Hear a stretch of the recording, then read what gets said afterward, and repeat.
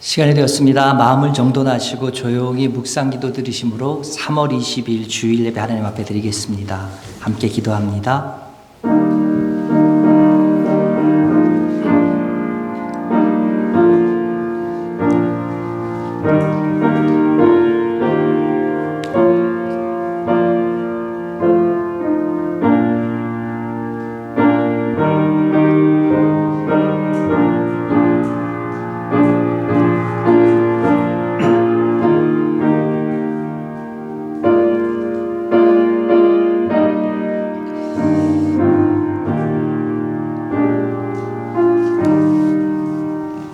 여호와여, 내가 주께 피하오니 주의 의로 나를 건지시며 나를 풀어주시며 주의 길을 내게 기울이사 나를 구원하소서.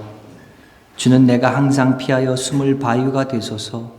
주께서 나를 구원하라 명령하셨사오니 이는 주께서 나의 반석이시요 나의 요새심이시니이다. 주 여호와여, 주는 나의 소망이시요 내가 어릴 때부터 신뢰한 이시라. 주를 찬송함과 주께 영광 돌림이 종일토록 내 입에 가득하리이다. 아멘. 하나님 아버지 감사합니다. 사랑하는 주의 자녀들을 일주일 동안 고이 품어주셨다가 오늘 또 귀한 날 맞아서 주 앞에 나와서 함께 예배 드릴 수 있게 하시니 감사합니다.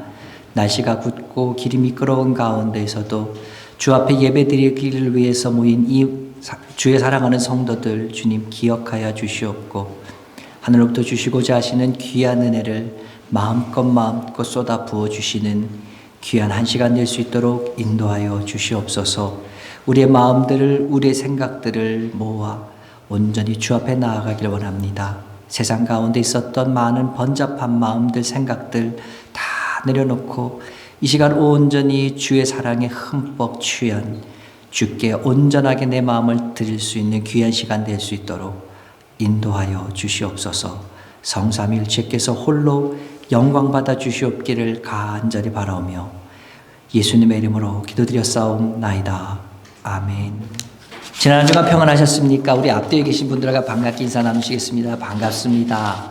아이고, 오늘도 반가운 얼굴들 또 오셨네요. 감사합니다. 아이고, 고맙습니다. 나오신 반가운 분들. 아이고. 아이고 감사합니다. 반갑습니다. 여러 가지 이유로 우리 함께 예배 드리지 못하는 분들이 있습니다. 혹시 가정 어떤 개인적인 사정이나 여러 가지 이유가 있으실 텐데요. 위에서 함께 기도해 주시길 부탁드리고요. 그다음에 중보가 필요하신 분들은 저에게 연락 주시면 함께 또 시간을 정해놓고 기도할 수 있도록 하겠습니다. 그리고 또 장기 출타까지 하신 유재랑 집사님, 정희자 권사님 계신데요. 건강 가운데 잘 돌아오실 수 있도록 또 기억나실 때마다 기도해 주시길 부탁드립니다. 코비드-19이 오늘도 끝이 보이는 것 같고 진정되는 국면이 보이는 것 같지만 아직까지도 마스크 쓰고 나와서 예배 드리시느라 많이 불편들 하실 줄 압니다. 그런 가운데서 또 이 자리에 나와서 함께 예배 드리시는 분들 주님께서 더욱더 큰 은혜로 귀한 은혜로 함께 하시기를 주 이름으로 축원합니다.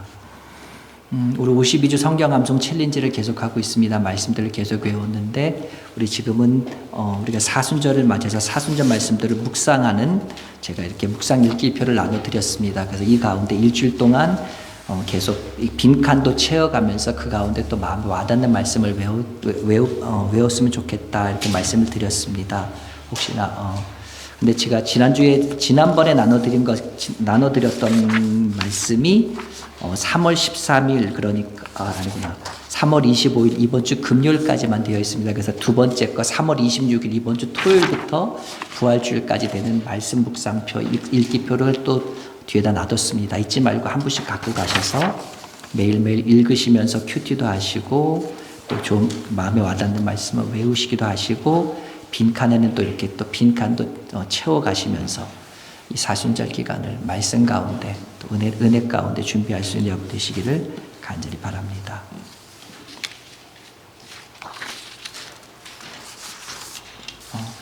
저 뒤에 있으니까요. 혹시나 못 받아가신 분들 뒤에 주보 옆에 놔뒀으니까 꼭 받아가시기를 바랍니다. 그리고 그 다음에 우리 카톡방에도 제가 다 올려놨습니다. 그거 보실 수도 있습니다. 여러분이 많이 기도해 주시고 또 염려해 주셔서 지금 다리가 많이 낫습니다. 그래서 약간 걷는데 불편함은 있지만 그래도 아직은 이제 많이 좋아졌습니다. 기도해 주시고 관심 가져주셔서 감사합니다. 오늘 주신 하나님 말씀입니다. 오늘 주신 하나님 말씀은요, 신약성경 마태복음 16장 15절에서부터 24절에 있는 말씀입니다. 제가 갖고 있는 성경책으로는 신약성경 27면에 있습니다.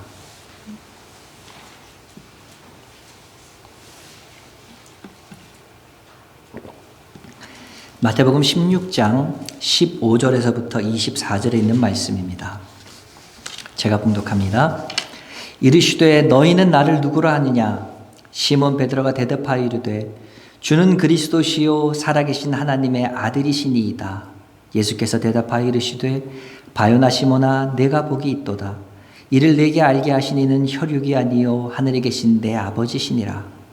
또 내가 내게 이르노니 너는 베드로라. 내가 이 반석 위에 내 교회를 세우리니 음부의 권세가 이기지 못하리라. 내가 천국 열쇠를 내게 주리니 내가 땅에서 무엇이든지 매면 하늘에서도 매일 것이요 내가 땅에서도 무엇이든지 풀면 하늘에서도 풀리리라 하시고 이에 제자들에게 경고하사 자기가 그리스도인 것을 아무에게도 이르지 말라 하시니라.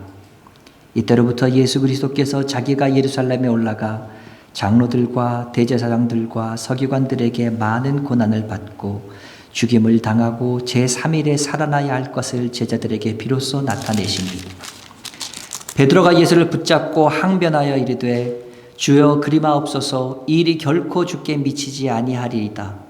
예수께서 돌이키시며 베드로에게 이르시되 사탄아 내 뒤로 물러가라. 너는 나를 넘어지게 하는 자로다. 내가 하나님의 일을 생각하지 아니하고 도리어 사람의 일을 생각하는도다 하시고 이에 예수께서 제자들에게 이르시되 누구든지 나를 따르려거든 자기를 부인하고 자기 십자가를 지고 나를 따를 것이니라. 아멘.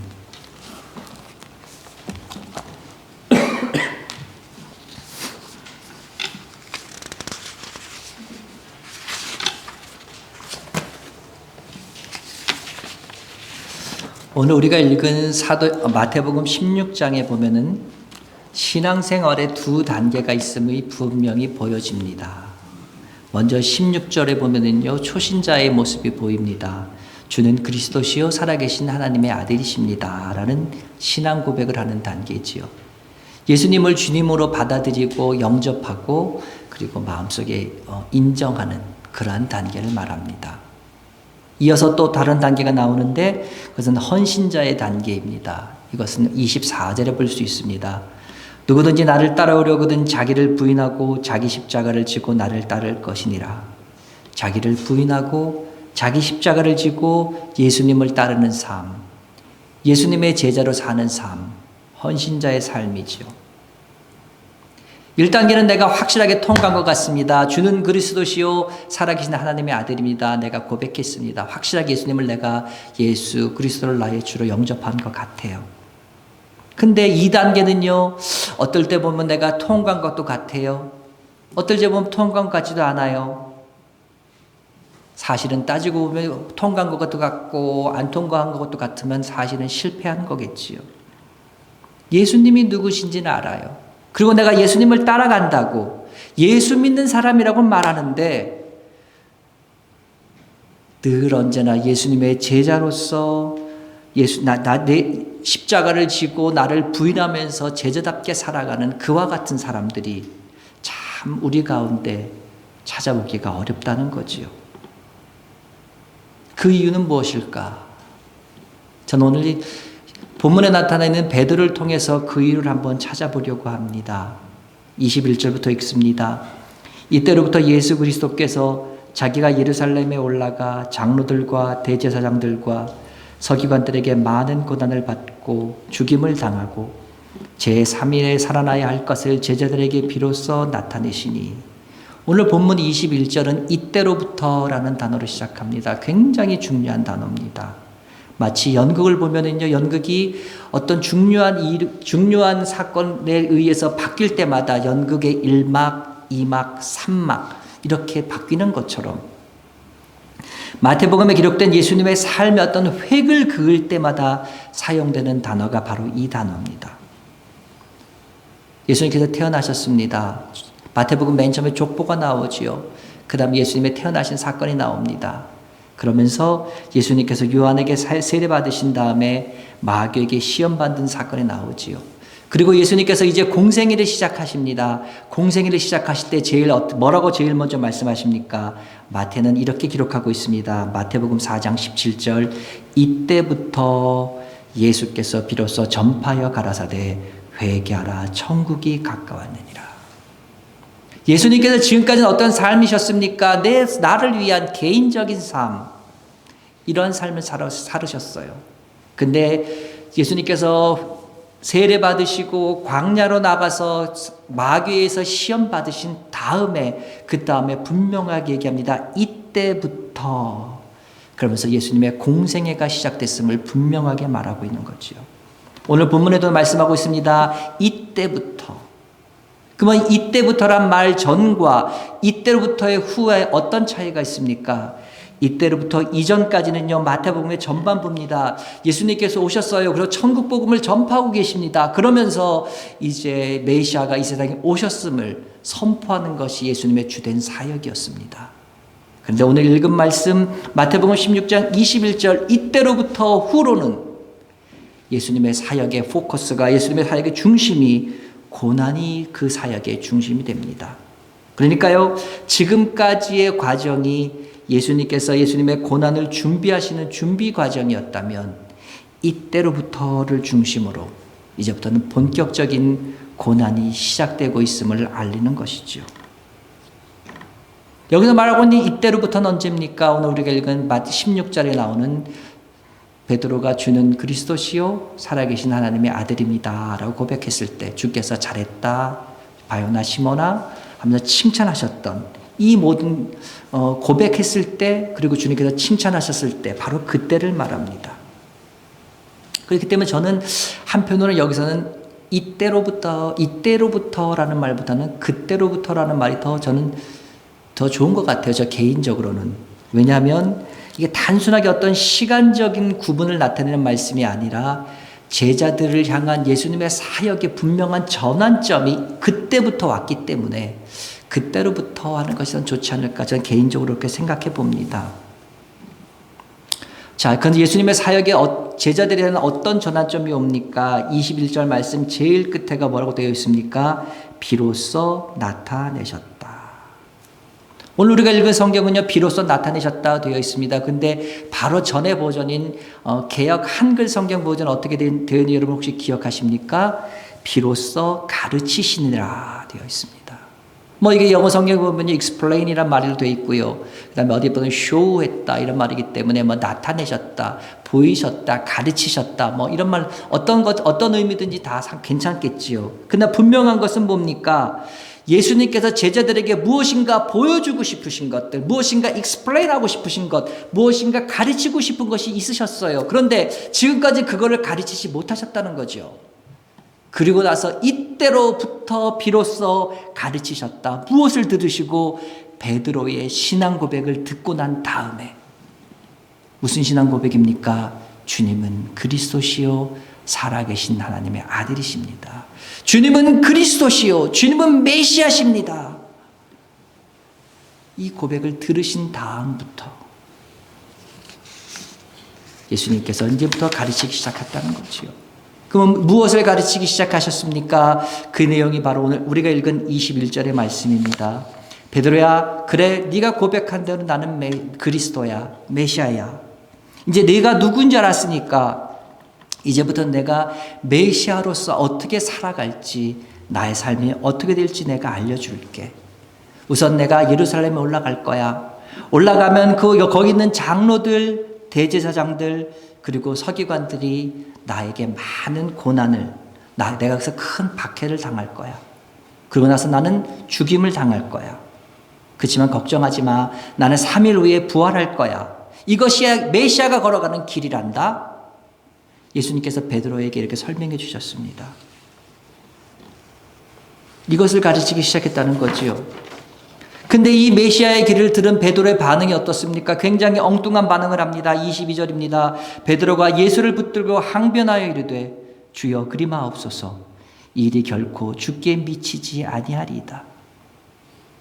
여기서 붙든다는 말로 쓰인 단어인 헬라어 원어인요, 프로스보메노스라는 말이 있습니다. 프로스보메노스, 붙들다는 말이에요. 그런데 여기는 프로스라는 말을 빼고 보메노스라는 말로 해도 붙들다라는 말이 됩니다.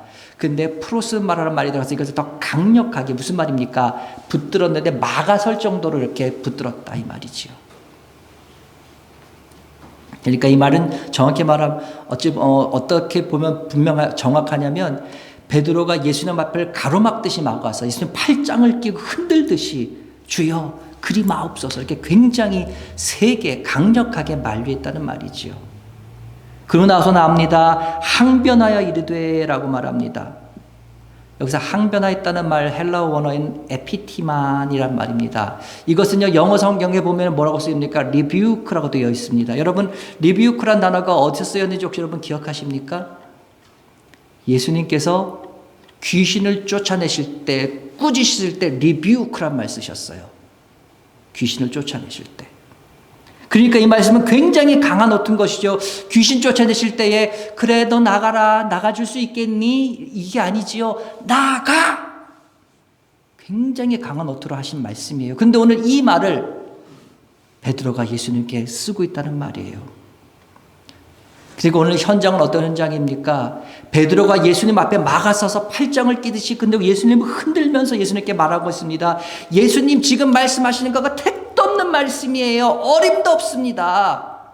막 이렇게 항변하면서, 베드로 성격도 급했잖아요. 굉장히 막 열을 내면서 얘기했을 거예요. 강압적으로.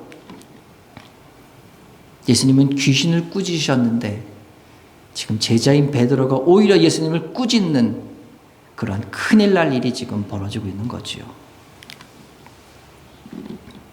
왜 도대체 무엇 때문에 베드로가 이렇게 흥분해서 이런 일을 했을까?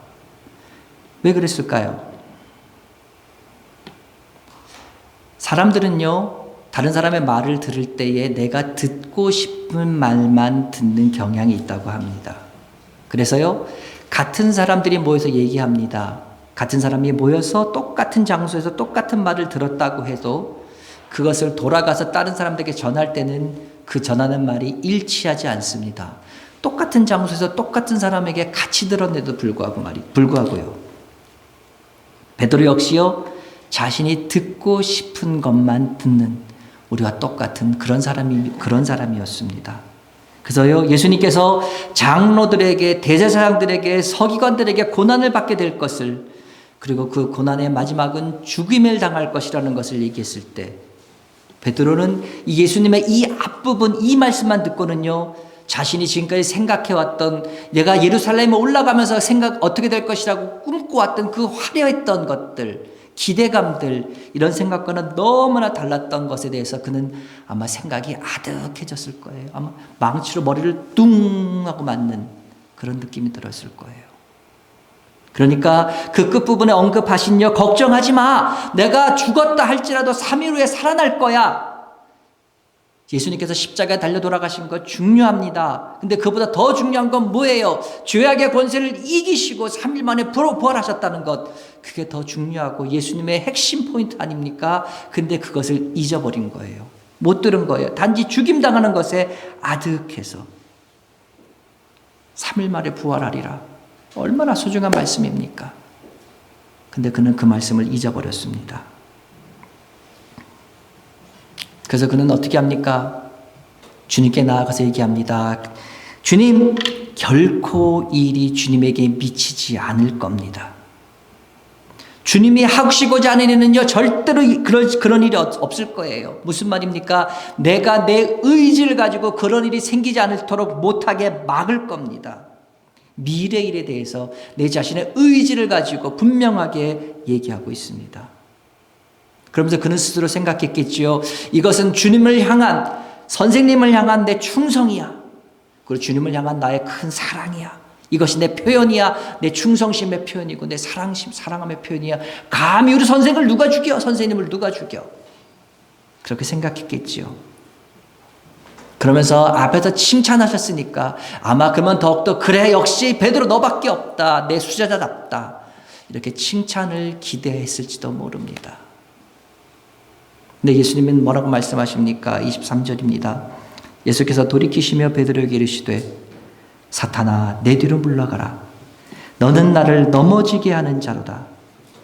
내가 하나님의 일을 생각하지 아니하고 도리어 사람의 일을 생각한도다.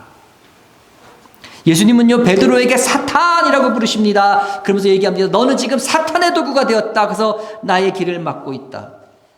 사탄이 되었으니까 어떻게 됩니까? 너는 나와 너는 한 길을 갈 수가 없다. 그러니까 너는 내 뒤로 가. 너는 나를 따를 수가 없다. 내가 메시아의 길을 가고 있는데 너와 나는 함께 할 수 없다 말씀하시는 거죠. 너는 나를 넘어지게 하는 자다. 이것은 예수님 스스로 넘어졌다는 말씀이 아니라 예수님께서 넘어지게끔 베드로가 함정으로 덫으로 인도하고 있다는 말이죠. 무엇과 비슷합니까? 마치 마귀가 예수님을 유혹해서 돌이 떡이 되게 하라, 높은 곳에서 뛰어내려라, 이런 것처럼 예수님을 유혹했던 것처럼 지금 베드로가 예수님이 잘못되도록 유혹하고 있는 유혹자가 되어 있다 말이죠. 여기서 주님이 말씀하신 사탄아 물러가라 이 말씀은 굉장히 중요합니다. 지금 예수님은 분명히 본질을 보고 계십니다. 베드로가 지금 하고 있는 말이 단순히 베드로의 말이 아닌, 베드로의 어떤 실수가 아닌 하나님의 역사, 구원의 계획을 회방하려고 하는 사단의 계략, 이것과 맥락을 같이 하시는 것을 보셨고, 이것을 통해서 예수님께서 부활하시는 예수님의 속죄의 이 모든 진리를, 거룩한 길을 막기를 원하는 것이 사단인 것을 분명히 알고 예수님께서는 사단아 물러가라 얘기하셨습니다. 그런데 이것은요 베드로에게 있어서 굉장히 엄청난 실수였습니다. 보통 사람이란 모르겠어요. 근데 정말로 열심을 다한 예수님을 이게 신앙 고백을 통해서 칭찬까지 받았던 베드로가 어떻게 해서 이제 사단으로까지 불리게 됩니까? 오늘 우리 이 사건에서 우리가 분명하게 보아야 될 것이 하나 있습니다. 그것은요, 오늘 사건의 주인공인 베드로뿐만 아니라 그 자리에 있었던 다른 제자들, 그리고 오늘 예수를 믿고 있다고 말하는 우리들까지 분명히 깨달을 것은, 우리가 예수를 믿으면서 분명히 깨우쳐야 될 것이 있는데 그것을 깨우치지 못한다면 이렇게 부끄러움을 당할 수밖에 없다는 거죠. 오늘 베드로가 분명히 깨우쳐야 했습니다. 근데 그가 깨우치지 못한 그 신앙적 그가 놓친 그런 신앙의 포인트는 무엇이었습니까? 처음부터 한번 말씀을 다시 한번 정리해 볼까요? 예수님께서 제자들에게 물어보십니다. 너희들은 나를 누구라고 하냐? 주님은 그리스도시요 살아계신 하나님의 아들이십니다. 베드로가 고백합니다. 야, 참 훌륭하다. 베드로야, 맞아. 나 메시아야. 네가 고백한 대로 나 메시아야. 네가 나를 이제 제대로 알아보았구나. 그렇다면 네가 나를 제대로 알아보았다면 그 다음에 이젠 네가 누구인지 너도 제대로 보아라. 베드로, 넌 누구니? 그러면서 예수님께서 베드로가 어떤 사람이 되어야 할지를 분명히 보여주십니다. 24절입니다. 이에 예수께서 제자들에게 이르시되 누구든지 나를 따라오려거든 자기를 부인하고 자기 십자가를 지고 나를 따를 것이니라. 예수님께서는 베드로가 어떤 사람인가 분명히 말씀하십니다. 너는 나를 따르는 사람이다. 너는 선택에 의해서 소명에 응답한 사람이고, 그렇기 때문에 너는 떠나라 하면 떠나야 되는 사람이고, 앉으라면 앉아야 될 사람이고, 서라 하면 서는 사람이며, 너는 죽으라고 하면 죽을 수까지 있어야 되는 그러한 사람이다. 내가 너희를 따르는 것이 아니라 너희가 나를 따른 사람이다 말씀합니다. 예수님이 누구시고요? 우리가 믿는 믿음의 대상이 누구며 우리의 믿음이 무엇인지 알았으면요, 그 다음에 나와야 될 건 뭡니까? 내가 누구인가 하는 것을 알아야 됩니다. 여러분, 예수님은 누구십니까? 주는 그리스도시요 살아계신 하나님의 아들이십니다. 그렇습니다. 예수님은 우리에게 구세주시며 우리의 주인이십니다. 그렇다면 우리가 믿는 분, 예수님이 어떤 분이 분명히 알았다면 이제 그 다음에 뭐가 되는 거예요? 내가 누구인가를 찾아야 된다는 거예요. 이걸 잘 몰랐기 때문에 문제가 생기는 것이고, 베드로는요 이걸 깨닫지 못했기 때문에 지금 문제가 생긴 거예요. 그렇기 때문에 베드로는 어떻게 생각합니까? 지금까지 내가 주님을 쫓았지, 지금까지 내가 주님을 따랐지, 내가 주님 곁에 가까이 있었지, 내가 주님을 사랑하고 주님을 섬기는 방식, 주님이 죽겠다고 주님이 죽음의 자리에 갔을 때 그런 일은 절대로 없을 거예요. 내가 주님을 지켜줄 거예요. 이것이 바로 주님을 위한 것이며 이것이 바른 방식이라고 생각했습니다. 그렇기 때문에 주님이 원하는 그 길과 베드로의 뜻은 달랐던 겁니다. 그래서 어떻게 됩니까? 베드로는 착각을 하죠. 내가 주님을 가장 사랑해. 내가 1등 제자야. 근데 한편으로는요, 베드로를 보면은 베드로가 그럴 수밖에 없었다, 그런 생각도 듭니다. 왜요? 베드로는 주님을 위해서 모든 것을 다 버린 사람입니다. 주님께서 베드로를 부르셨을 때 그물을 버렸습니다. 그의 모든 것이었을 수도 있는 배도 버렸습니다. 그의 아버지 품도 버렸습니다. 그리고 모든 것을 다 뒤로 하고 예수님을 따랐습니다. 베드로가 아마 살아오면서 생각했을 거예요. 내가 모든 것을 버리고 다 내버려두고 쫓았는데 내가 왜 버렸지? 내가 정말 주님을 따르기 위해서 이 모든 것을 버렸나? 아니면 어떤 감정에 휩쓸려서 혹시 그런 것은 아닌가? 나를 위해서 내가 그런 건 아닌가? 그런 갈등 속에, 혼동 속에서 그는 아마 예수님을 계속 따라다녔을 거예요. 그렇기 때문에 오늘 성경 본문에서요, 주님 그리스도시요 살아계신 하나님의 아들이십니다 얘기했을 때 예수님께서 그래 내 믿음이 복되다, 네가 참 큰 믿음을 가졌다 이렇게 칭찬하지 않으셨어요. 주님께서 뭐라고 칭찬하십니까? 17절입니다. 예수께서 대답하여 이르시되 바요나 시몬아 내가 복이 있다. 어떤 복이요? 내 이를 내게 알게 하니는 혈육이 아니요 하늘에 계신 내 아버지시다. 하늘에 계신 아버지께서 너에게 그것을 알게 해 주셨다는 거예요. 그러니까 그 마음은 계속 고민하면서 갈등하고 있었을 거예요. 주님을 고백했지만, 제가 처음에 말씀드렸죠. 주님을 주로 고백은 했지만 내 삶 속에서 주님을 따라가는 완전한 삶이 어떤 때는 그렇게 사는 것 같고 어떨 땐 그렇게 안 사는 것 같고, 내가 과연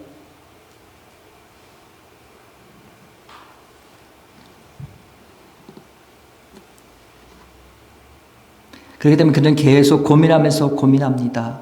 그렇기 때문에 그에게 무엇이 있었습니까?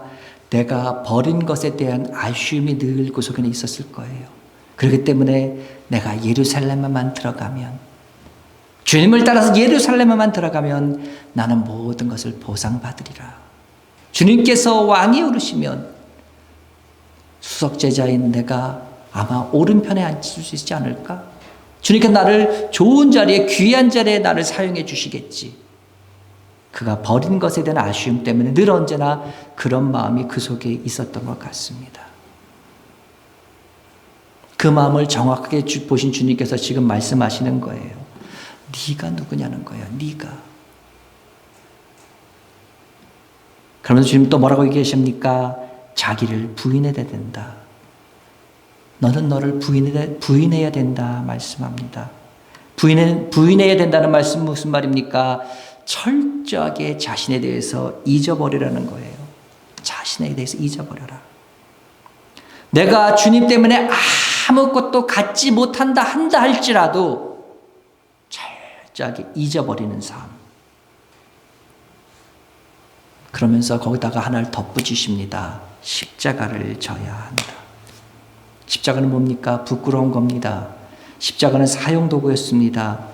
그렇기 때문에 내가 모든 것을 버리고 주님을 쫓아낸다 할지라도 주님을 따르는 게 있어서 내게 있어서 영광이나 내게 있어서 내 충족이나 내가 원하는 모든 것들을 얻는 그런 것과는 거리가 먼 것임을 분명하게 말씀합니다. 주님은 말씀합니다. 나를 쫓는 자가 되라. 그리고 자신을 부인해라. 십자가를 져라. 이 모든 말씀이 명령으로 되어 있습니다. 명령으로.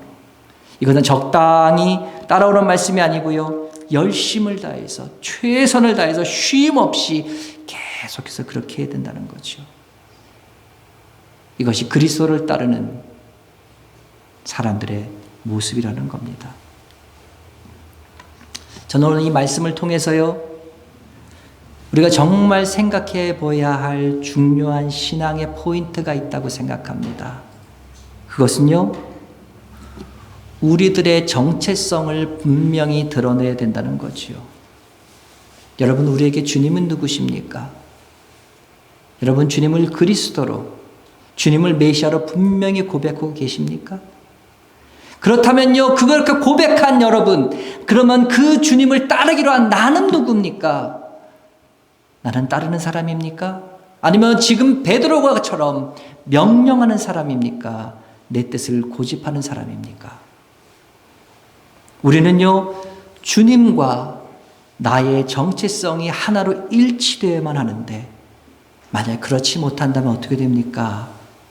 내 뜻에 주님의 뜻을 맞출 수가 없습니다.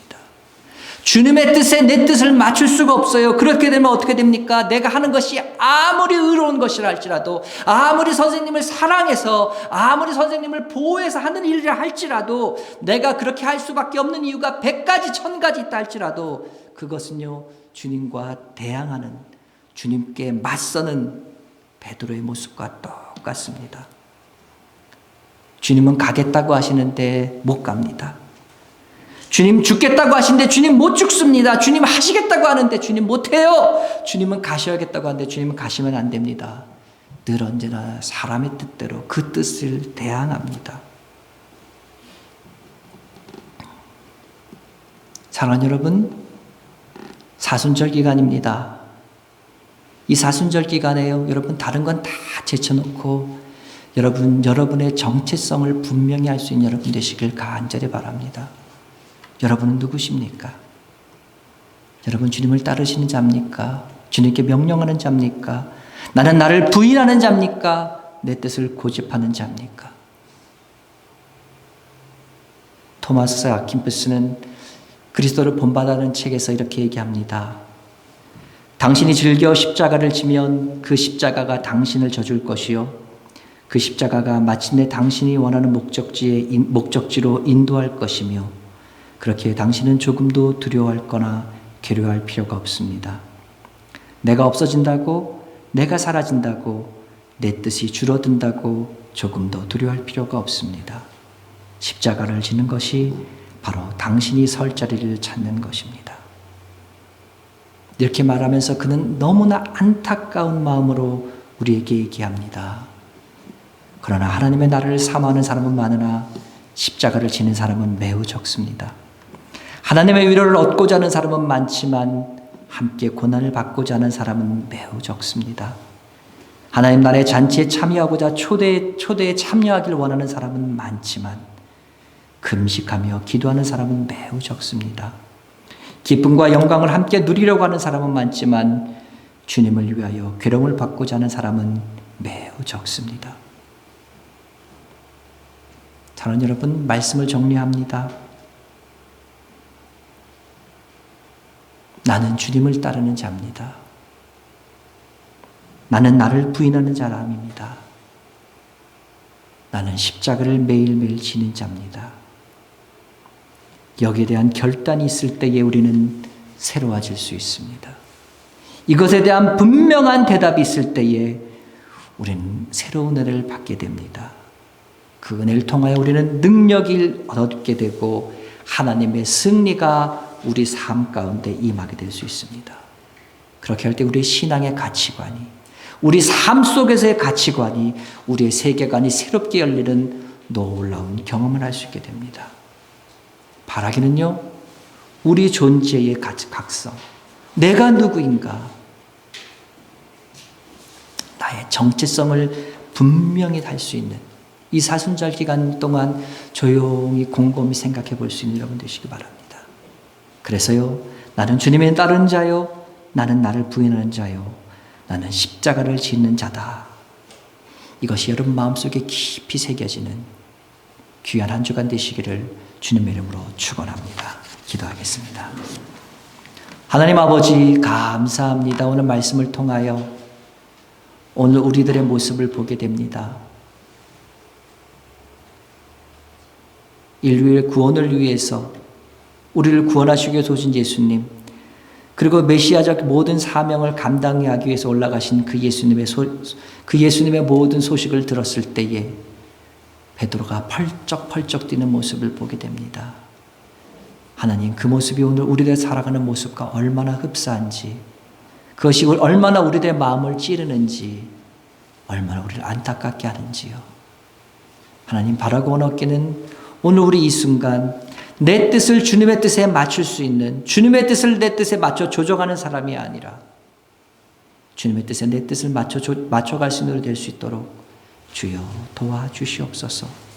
그래서 하나님, 오늘 하나님 주께서 말씀하신 그대로 내 자신을 부인하며 자기 십자가를 지고 갈 수 있는 우리들 될 수 있도록 도와주셔서 주 앞에 내가 어떤 사람인가 내 자신을 분명히 돌아볼 수 있는, 그래서 주님 앞에 주님과 나의 관계가 새로워질 수 있는, 분명해질 수 있는 이 귀한 한 주간 될 수 있도록 주님 도와주시옵소서. 부족한 사람이 부족한 언변으로 말씀 전했습니다. 그러나 하나님, 주의 성령께서 함께하여 주셔서 하나님이 기억날 것은 기억나게 하시옵고 잘못 전해진 것은 제하여 주셔서 주님, 이 사순절 기간 동안 내가 주 안에서 주님이 내 안에서 함께 할 수 있는 귀한 복된 기간들 될 수 있도록, 복된 일주일간 될 수 있도록 주여 도우시고 함께하여 주시옵소서. 주의 도우심을 간절히 구하면서 예수님의 이름으로 기도드렸사옵나이다. 아멘.